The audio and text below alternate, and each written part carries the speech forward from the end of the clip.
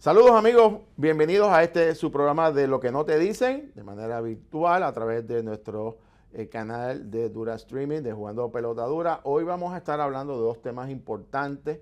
Vamos a darles un informe actualizado sobre la inyección de 1.200 megavatios de energía industrial solar que va a representar posiblemente la tarifa de la luz eléctrica. Y además vamos a iniciar una serie de análisis sobre la demanda del gobierno versus Luma y Luma versus el gobierno, pero particularmente las posibles consecuencias si es que este caso se resuelve por el Tribunal Supremo en las próximas semanas, cuáles serían las implicaciones y los potenciales riesgos sobre el sistema eléctrico. De eso y mucho más hablamos hoy en su programa de Lo que no te dicen, que comienza a partir de ahora.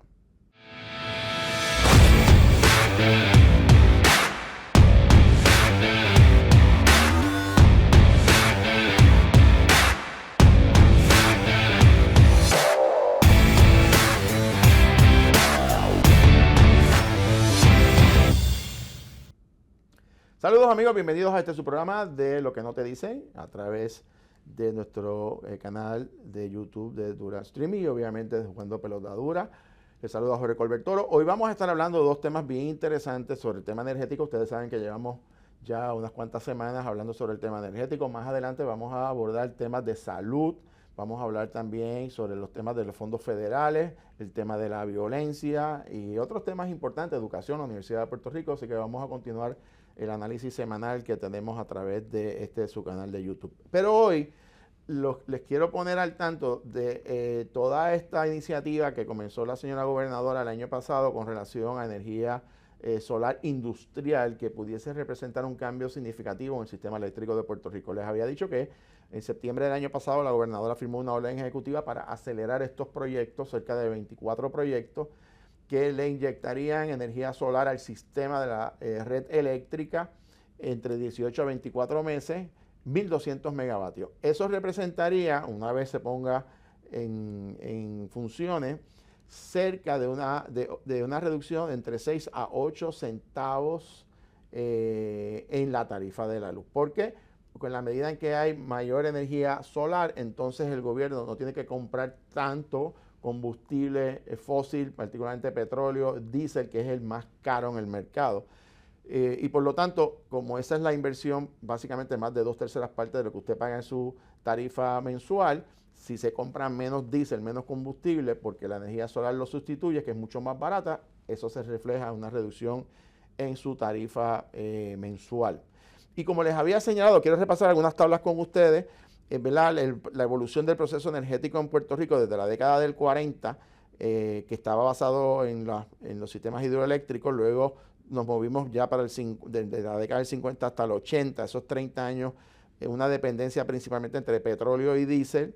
Ya entre el 80 y el 90, pues se evoluciona del famoso bunker C, que no es otra cosa que un derivado del petróleo, el diésel, pero además se añade el gas natural, que si bien es una fuente también fósil, es mucho más barata y más limpia, es decir, contamina menos que el diésel y que el petróleo.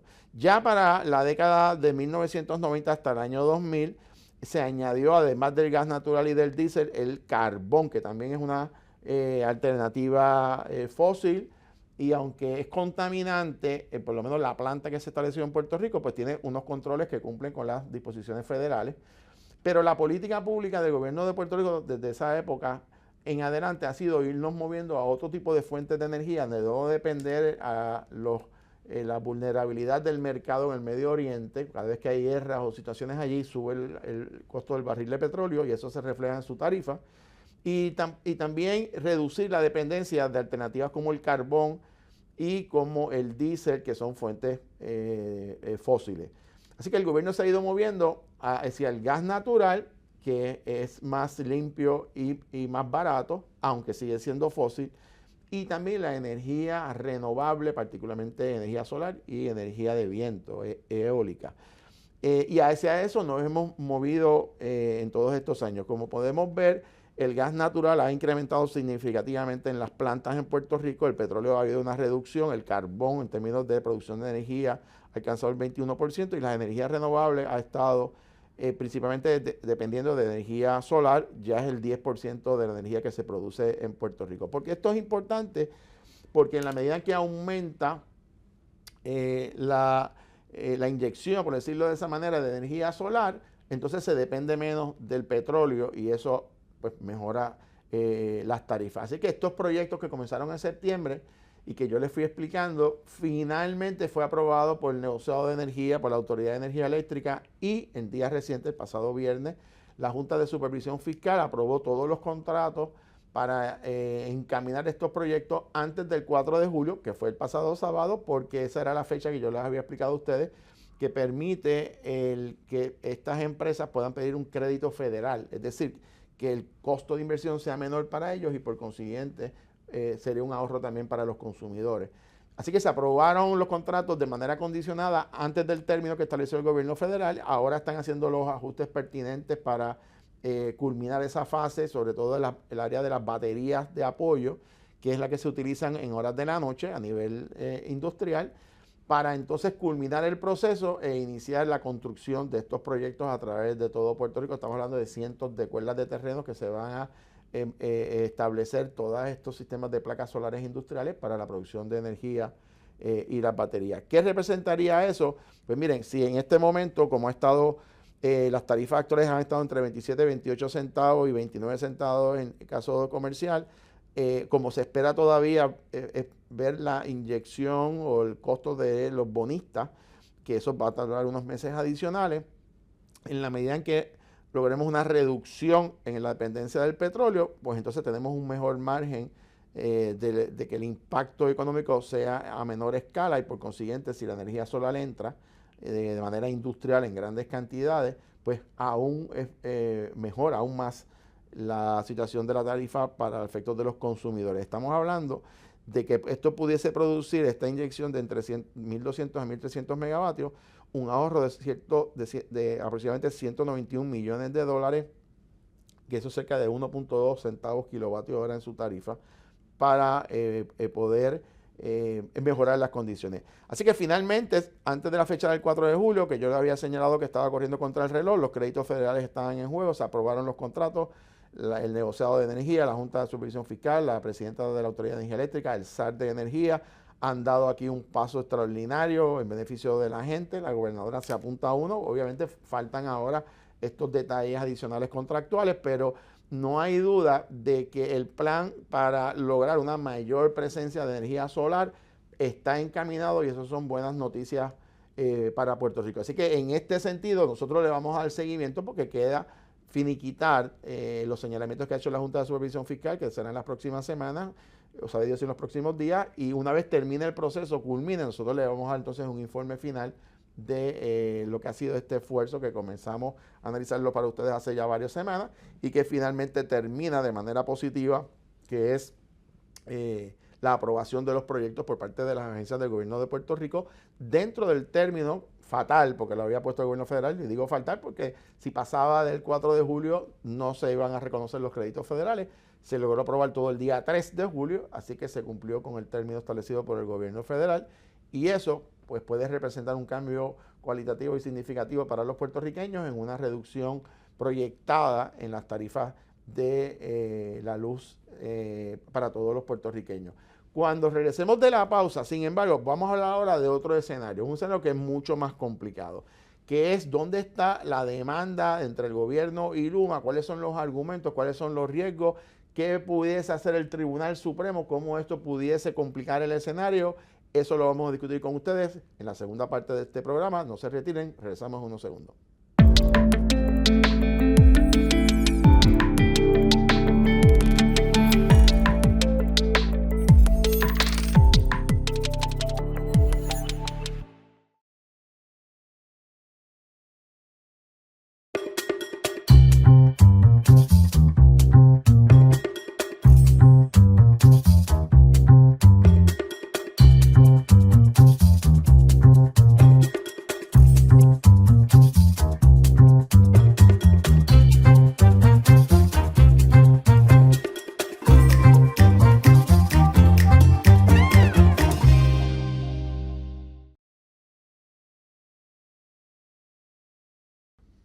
Amigos, de regreso a su programa de Lo que no te dicen, virtual, por parte del programa Jugando Pelota Dura, en Dura Streaming a través de nuestro canal de YouTube. Hoy vamos a estar hablando ahora, en esta segunda parte, muchos se preguntarán qué ha pasado con la demanda del gobierno, Luma contra el gobierno. Pues hoy le voy a hacer un resumen de dónde estamos y un escenario, varios escenarios, que es lo que se está proyectando que pudiese ocurrir en las próximas semanas, que pudiese cambiar dramáticamente toda la situación energética en Puerto Rico. A pesar de que ha habido importantes adelantos, yo les presenté a ustedes los planes del gobierno de cambiar las plantas, que el SAR de Energía ha ido impulsando con éxito en los pasados meses. También la inyección de 1.200 megavatios de energía solar industrial, que la Junta de Control, el Negociado de Energía, el SAR de Energía y la Autoridad de Energía Eléctrica encaminaron correctamente de acuerdo a la orden ejecutiva de la gobernadora. Así que ahí tenemos dos frentes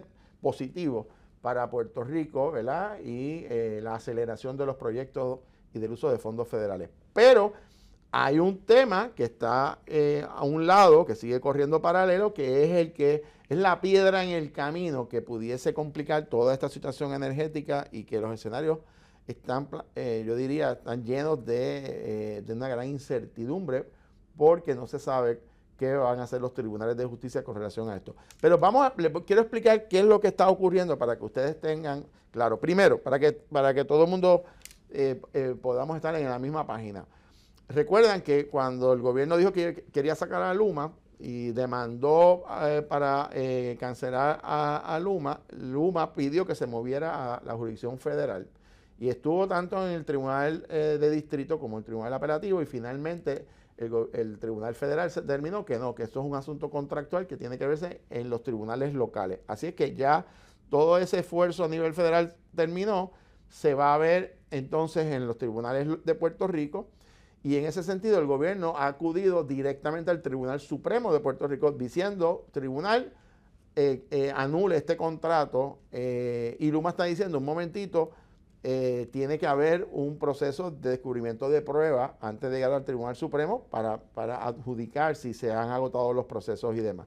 Así que de entrada les quiero ir explicando entonces dónde estamos ahora y cuáles son las implicaciones que son bastante serias o que pudiesen ser bastante serias en Puerto Rico. Primero, el caso está ante el Tribunal Supremo.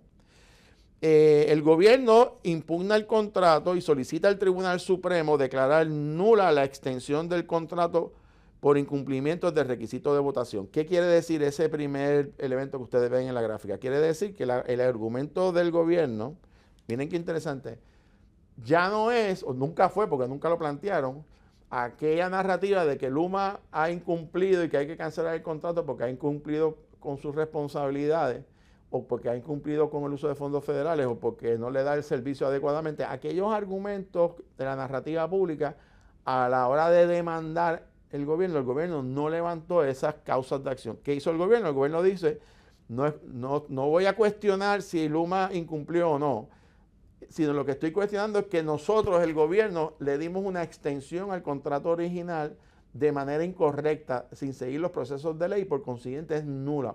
Claro, lo que está diciendo el gobierno es nulo por negligencia del propio gobierno. Eso es lo interesante de esto, porque no está diciendo que es por culpa de Luma, está diciendo que es por culpa del gobierno. Y esa es la argumentación un poco confusa que ha hecho el gobierno de Puerto Rico. Pero a la misma vez está diciendo, que aquí está bien la gran paradoja de todo esto, ¿verdad?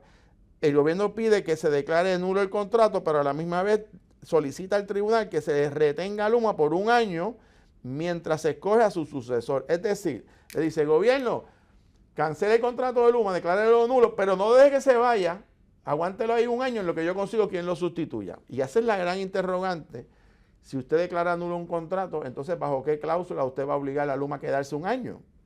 Si todo es nulo, ¿no? Eso va a ser parte de la que el tribunal va a tener que adjudicar. Por otro lado, Luma responde, dice, no, es que ese contrato es válido y su extensión también, porque no requería los votos afirmativos de los representantes, de dos representantes de interés público, porque esto no era una transacción nueva, era una extensión a una aprobada anteriormente.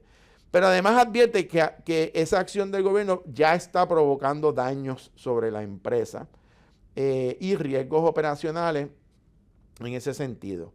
Así que la decisión pendiente es que el tribunal tiene que resolver si la nulidad del contrato es correcta, si va a ordenar un proceso de mediación, que es lo que establece el contrato en su origen, o si va a ordenar que un tribunal de menor jurisdicción, un tribunal de primera instancia, comience a ver un descubrimiento de prueba para determinar finalmente si es nulo o no este contrato.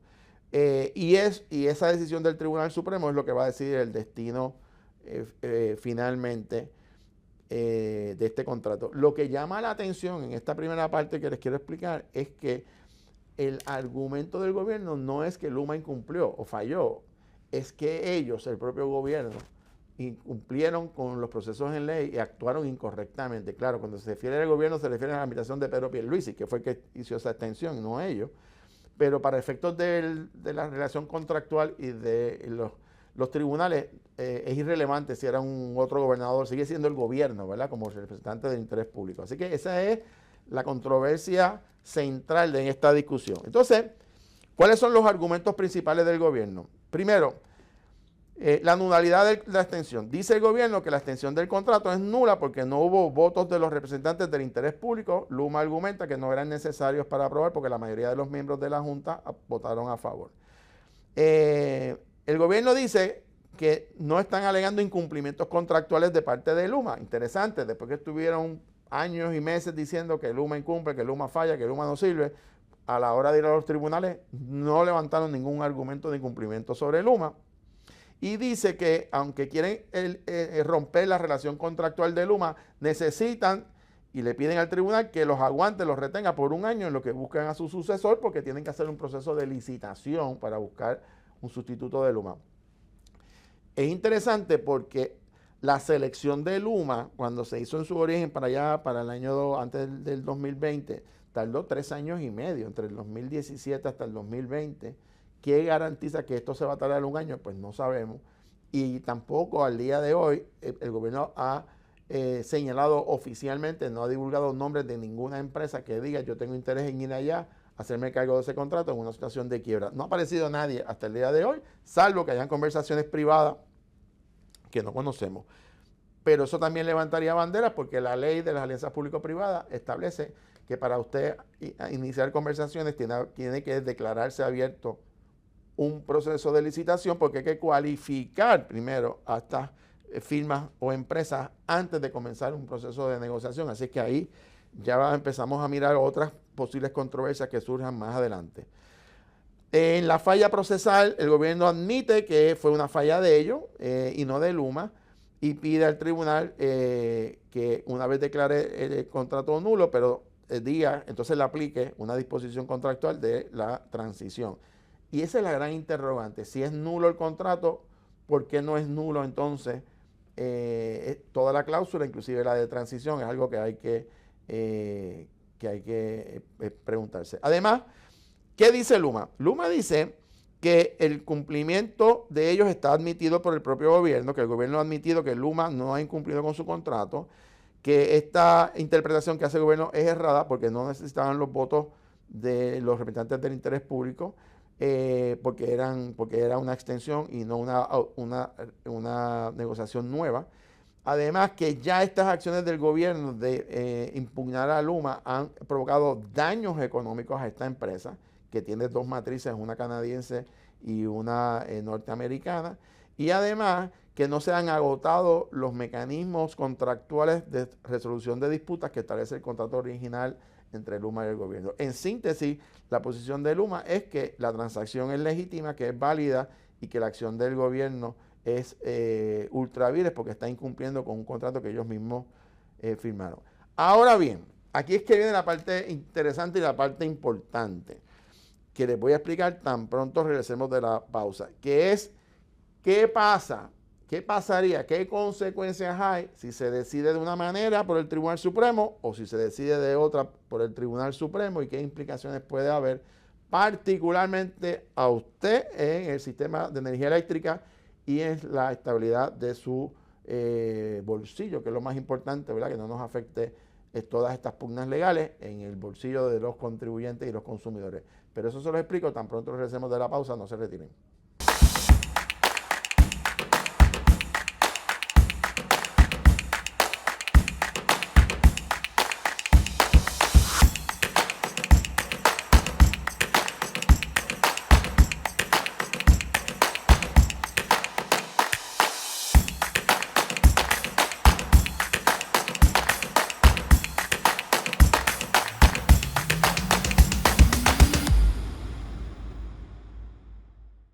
Dura Streaming, un canal con una oferta variada de contenido hecho para ti. Transmisiones en vivo y programas digitales sobre temas de actualidad, política, economía, bienestar financiero, salud, seguridad y más. Todo para informarte, educarte y entretenerte.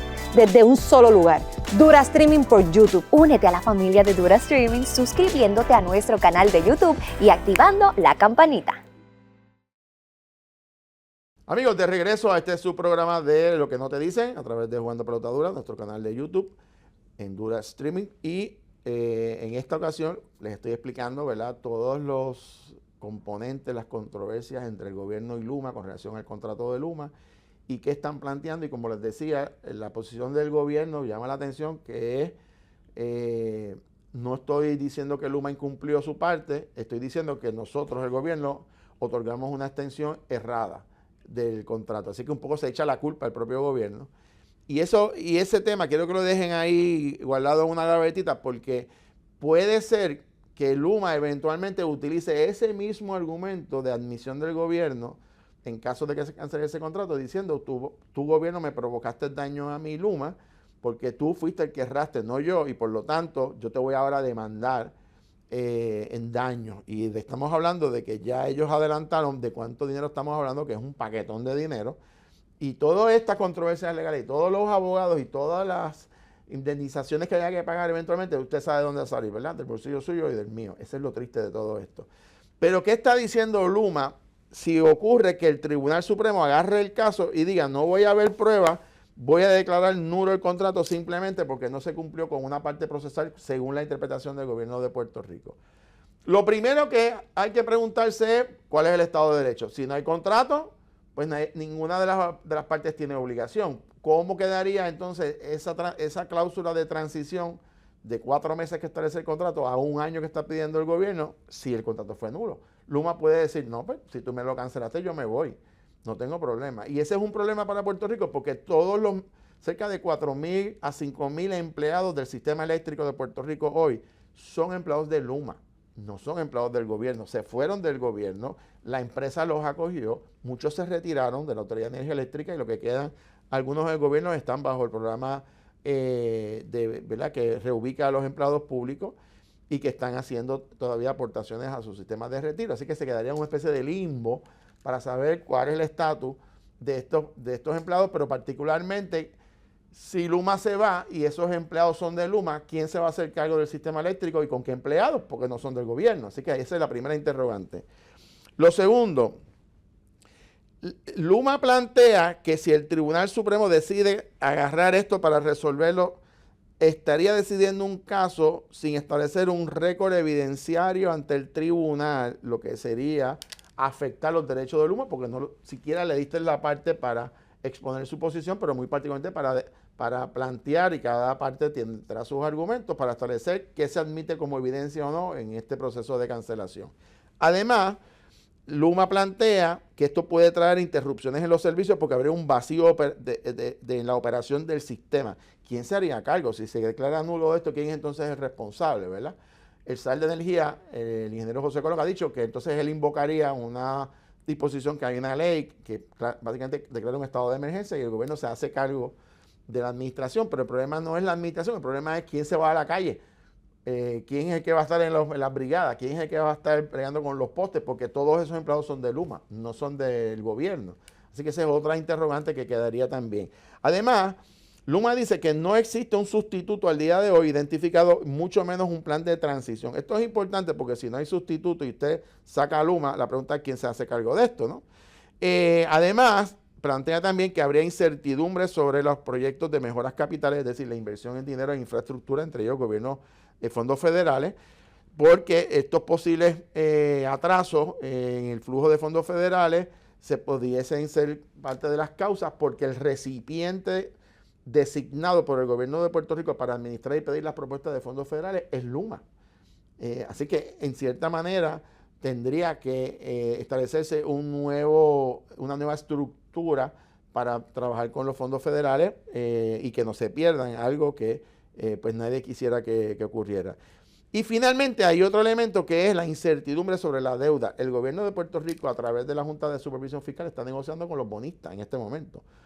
Un cambio de mando en el sistema o entrar a un proceso de incertidumbre en donde haya problemas de operabilidad del sistema eléctrico, donde se paralicen los servicios, donde no hay a quién acudir, donde no hay celadores o no se sabe quién sería a cargo, puede tener repercusiones muy serias en la negociación entre los bonistas y el gobierno de Puerto Rico. Y hay quien ha planteado, varios profesores de derecho han planteado que en una situación de incertidumbre el Tribunal Federal pudiese designar un síndico que administre la Autoridad de Energía Eléctrica por encima del gobierno, por encima de Luma, y eso sería un problemón porque este síndico vendría sencillamente, mire, a cuadrar la chequera como de lugar, sin importar, ¿verdad?, las necesidades particulares de la gente. Así que esto complica. Luma dice, oigan esto, que si se cancela ese contrato, se declara nulo ese contrato, los daños que ellos están estimando que estarían reclamándole al gobierno de Puerto Rico ascenderían a 5.732 millones los costos, que incluye 4.500 millones en reclamaciones en daños provocados a esta empresa y a sus matrices. Habría una necesidad de depositar 735 millones para las cuentas operacionales.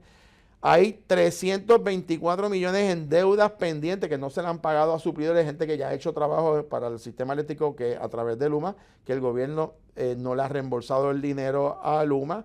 Hay también una penalidad de 143 millones, lo que se llama el fee, el pago por cancelación del contrato. Y además hay que depositar en un fondo de emergencia de dominio de 30 millones de dólares anuales. Así que cuando miramos estos números, el 78% de las reclamaciones que haría económicamente Luma al gobierno de Puerto Rico es particularmente por daños que provocaría esto, que sería declarar nulo este contrato, además de que habría que hacer en unas transiciones una serie de pagos de entre 12 millones mensuales, por un lado por los gastos de transición, y otros pagos mensuales que son obligaciones, los llamados back-end fee, que también tendría que pagarse. Así que siga sumando la cantidad de dinero que estamos hablando. Finalmente, ¿qué está pidiendo? Luma le dice entonces al tribunal, ya escuchamos la parte del gobierno, ahora la parte de Luma es diciendo el contrato debe permanecer vigente mientras se decidan las controversias en tribunal de primera instancia. Fíjense que lo que está diciendo Luma es, déjame presentar evidencia, déjame argumentar la evidencia. No le está diciendo desestímelo y no haga más nada, está diciendo tiene que haber un récord evidenciario también para agotar los remedios de medición que tiene el propio contrato. Es decir, que vaya al tribunal de primera instancia y atender estas controversias inicialmente, particularmente para proteger el servicio eléctrico, porque es un servicio esencial y no debe interrumpirse a pesar de las peleas legales. La gran interrogante que el gobierno nunca ha podido contestar es si el contrato es nulo, ¿cómo puede entonces decirle a Luma te tienes que quedar por un año adicional cuando está diciendo que no sirve, que no lo quieren? La realidad es porque no tienen un sustituto, no tienen nadie que se haga cargo de esto. Y esa es la gran realidad. Así que el Tribunal Supremo de Puerto Rico es el que va a decidir esto. Tiene en sus manos una decisión que puede ser desastrosa y devastadora para el sistema eléctrico de Puerto Rico, o puede tomar una decisión mucho más moderada, mucho más cautelosa, sobre todo porque hay un proceso de quiebras corriendo a nivel federal, y esto, una decisión abrupta del Tribunal Supremo, súbita, de cancelar el contrato, trastocaría no solamente todo el sistema, sino que también afectaría el caso, y por eso es que la Junta de Supervisión Fiscal ha planteado que no debe declararse nulo ese contrato por los efectos, estoy citando, de la Junta de Supervisión Fiscal, que tiene un efecto devastador sobre la economía puertorriqueña. En estos momentos, ¿verdad?, y eso le corresponde a los jueces del Supremo, para eso están allí, para resolver este tipo de controversia, tiene que chocar en la mente de los miembros del Tribunal Supremo dos elementos. Por supuesto, los planteamientos jurídicos, los planteamientos de razonabilidad de lo que se está pidiendo, pero también el interés público, ¿verdad? El bien común, este concepto del bien común que dice que siempre hay que buscar aquella determinación que beneficie a la mayor cantidad de gente posible y que afecte a la menor cantidad de gente posible. Ese es el bien común. El bien común no es la unanimidad, porque siempre hay decisiones que afectan a alguien. El Tribunal Supremo tiene que poner eso en una balanza.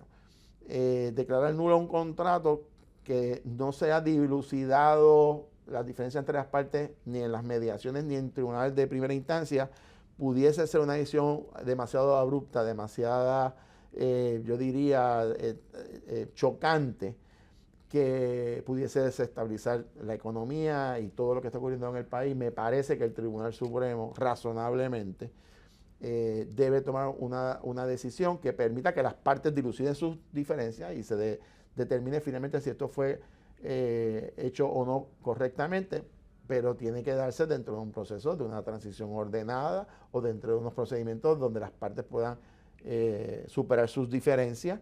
Si Luma se va a quedar, pues qué cosas tiene que mejorar, y si Luma se va a ir, cuál va a ser el proceso de transición, quién va a hacerse cargo de esto. Hay muchas interrogantes.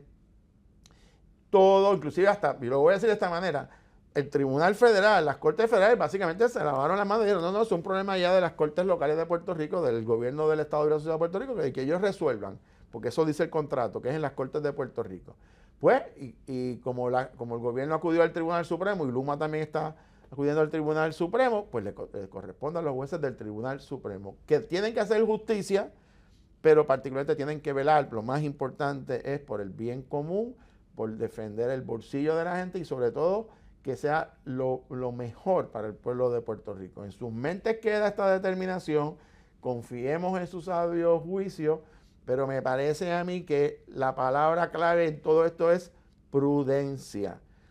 No se pueden tomar decisiones apresuradas, decisiones cuyas implicaciones no podemos anticipar, y Puerto Rico ya ha sufrido bastante con todo esto de los sistemas eléctricos. Para añadir más incertidumbre, más caos, no creo que eso sea lo más prudente. Así que me parece que el Tribunal Supremo, dentro de las condiciones que está, pues tomará aquella decisión, la más juiciosa, que defienda siempre el interés público y la paz que necesita Puerto Rico para poder ya nosotros finalmente salir de toda esta controversia del sistema eléctrico que tanto daño ha creado en la sociedad puertorriqueña y tanta incertidumbre, sobre todo en el bolsillo de los consumidores, que son los que siempre se afectan con estas decisiones.